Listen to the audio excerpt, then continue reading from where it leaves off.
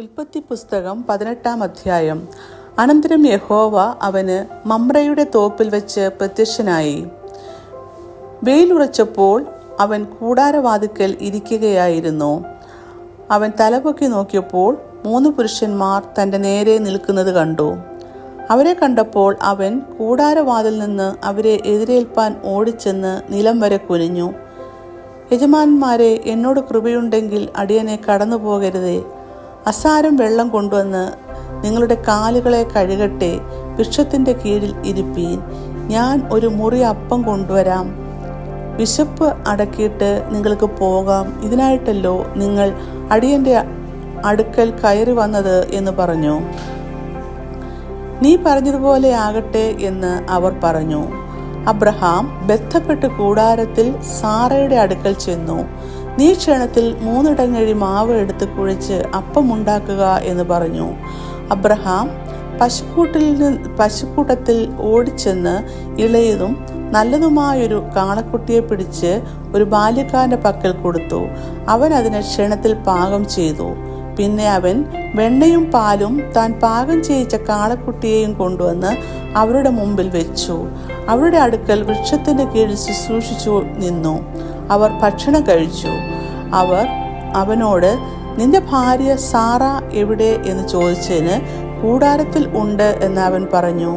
1 ആണ്ട് കഴിഞ്ഞിട്ട് ഞാൻ നിന്റെ അടുക്കൽ മടങ്ങി വരും. അപ്പോൾ നിന്റെ ഭാര്യ സാറയ്ക്ക് ഒരു മകൻ ഉണ്ടാകും എന്ന് അവൻ പറഞ്ഞു. സാറ കൂടാരവാതിക്കൽ അവൻ്റെ പിൻവശത്ത് കേട്ടുകൊണ്ട് നിന്നു. എന്നാൽ അബ്രഹാമും സാറയും വയസ്സെന്ന വൃദ്ധരായിരുന്നു. സ്ത്രീകൾക്കുള്ള പതിവ് സാറയ്ക്ക് നിന്നുപോയിരുന്നു. ആകയാൽ സാറ ഉള്ളുകൊണ്ട് ചിരിച്ചു. വൃദ്ധയായിരിക്കുന്ന എനിക്ക് സുഖഭോഗമുണ്ടാകുമോ? എൻ്റെ ഭർത്താവും വൃദ്ധനായി ഇരിക്കുന്നു എന്ന് പറഞ്ഞു. യഹോവ അബ്രഹാമിനോട്, വൃദ്ധയായ ഞാൻ പ്രസവിക്കുന്നത് വാസ്തവമോ എന്ന് പറഞ്ഞ് സാറ ചിരിച്ചതെന്ത്? യഹോവയാൽ കഴിയാത്ത കാര്യമുണ്ടോ? 1 ആണ്ട് കഴിഞ്ഞിട്ട് ഈ സമയമാകുമ്പോൾ ഞാൻ നിന്റെ അടുക്കൽ വരും. സാറയ്ക്ക് ഒരു മകൻ ഉണ്ടാകും എന്ന് അരുളി ചെയ്തു. സാറ ഭയപ്പെട്ടു. ഇല്ല, ഞാൻ ചിരിച്ചില്ല എന്ന് പറഞ്ഞു. അങ്ങനെയല്ല, നീ ചിരിച്ചു എന്ന് അവൻ അരുളി ചെയ്തു. ആ പുരുഷന്മാർ അവിടെ നിന്ന് പുറപ്പെട്ട് സോദോം വഴിക്ക് തിരിഞ്ഞു. അബ്രഹാം അവരെ യാത്ര അയപ്പാൻ അവരോടുകൂടെ പോയി. അപ്പോൾ യഹോവ അരുളി ചെയ്തത്, ഞാൻ ചെയ്യുവാനിരിക്കുന്നത് അബ്രഹാമിനോട് മറച്ചു വയ്ക്കുമോ? അബ്രഹാം വലിയതും ബലമുള്ളതുമായ ജാതിയായി തീരുകയും അവനിൽ ഭൂമിയിലെ ജാതികളൊക്കെയും അനുഗ്രഹിക്കപ്പെടുകയും ചെയ്യുമല്ലോ.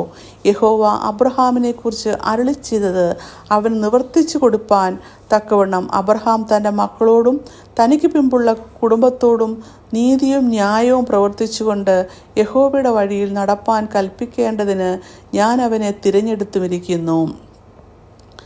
പിന്നെ യഹോവ സോദോമിൻ്റെയും ഗൊമോരയുടെയും നിലവിളി വലിയതും അവരുടെ പാപം അതികഠിനവുമാകുന്നു. ഞാൻ ചെന്ന് എൻ്റെ അടുക്കൽ വന്നെത്തിയ നിലവിളി പോലെ അവർ കേവലം ഉണ്ടോ ഇല്ലയോ എന്ന് നോക്കി അറിയും എന്ന് അരുളി ചെയ്തു. അങ്ങനെ ആ പുരുഷന്മാർ അവിടെ നിന്ന് തിരിഞ്ഞ് സോദോമിലേക്ക് പോയി. അബ്രഹാമോ യഹോവയുടെ സന്നിധിയിൽ തന്നെ നിന്നു. അബ്രഹാം അടുത്ത് എന്ന് പറഞ്ഞത്, ദുഷ്ടനോടു കൂടെ നീതിമാനെയും നീ സംഹരിക്കുമോ? പക്ഷെ ആ പട്ടണത്തിൽ 50 നീതിമാന്മാർ ഉണ്ടെങ്കിൽ നീ അതിനെ സംഹരിക്കുമോ? അതിലെ 50 നീതിമാന്മാർ നിമിത്തം ആ സ്ഥലത്തോട് ക്ഷമിക്കയില്ലയോ? ഇങ്ങനെ നീ ഒരു നാളും ചെയ്യുന്നതല്ലല്ലോ. നീതിമാൻ ദുഷ്ടനെ പോലെ ആകത്തക്കവണ്ണം ദുഷ്ടനോടുകൂടെ നീതിമാനെ ഒരു നാളും കൊല്ലുകയില്ല. സർവഭൂമിക്കും ന്യായാധിപതിയായവൻ നീതി പ്രവർത്തിക്കാതിരിക്കുമോ? അതിന് യഹോവ, ഞാൻ സോദോമിൽ പട്ടണത്തിനകത്ത് 50 നീതിമാന്മാരെ കാണുന്നുവെങ്കിൽ അവരുടെ നിമിത്തം ആ സ്ഥലത്തോടൊക്കെയും ക്ഷമിക്കുമെന്ന് അരുളി ചെയ്തു.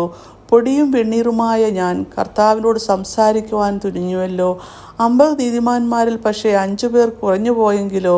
5 പേർ കുറഞ്ഞതുകൊണ്ട് നീ ആ പട്ടണം മുഴുവൻ നശിപ്പിക്കുമോ എന്ന് അബ്രഹാം പറഞ്ഞതിന്, 45 പേരെ ഞാൻ അവിടെ കണ്ടാൽ അതിനെ നശിപ്പിക്കുകയില്ല എന്ന് അവൻ അരുളി ചെയ്തു.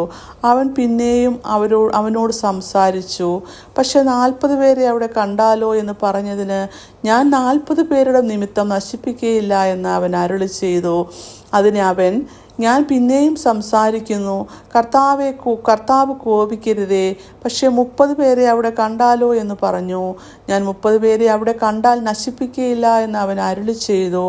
ഞാൻ കർത്താവിനോട് സംസാരിപ്പാൻ തുനിഞ്ഞുവല്ലോ, പക്ഷേ 20 പേരെ അവിടെ കണ്ടാലോ എന്ന് അവൻ പറഞ്ഞതിന് ഞാൻ 20 പേരുടെ നിമിത്തം നശിപ്പിക്കുകയില്ല എന്ന് അവൻ അരുളി ചെയ്തു. അപ്പോൾ അവൻ, കർത്താവ് കോപിക്കരുതേ, ഞാൻ ഇനി ഒരു പ്രാവശ്യം മാത്രം സംസാരിക്കും, പക്ഷേ 10 പേരെ അവിടെ കണ്ടാലോ എന്ന് പറഞ്ഞു. ഞാൻ 10 പേരുടെ നിമിത്തം നശിപ്പിക്കുകയില്ല എന്ന് അവൻ അരുളി ചെയ്തു. യഹോവ അബ്രഹാമിനോട് അരുളി ചെയ്ത് തീർന്ന ശേഷം അവിടെ നിന്ന് പോയി. അബ്രഹാമും തൻ്റെ സ്ഥലത്തേക്ക് മടങ്ങിപ്പോയി. ഇങ്ങനെ 18-ാം അധ്യായം അവസാനിക്കുന്നു.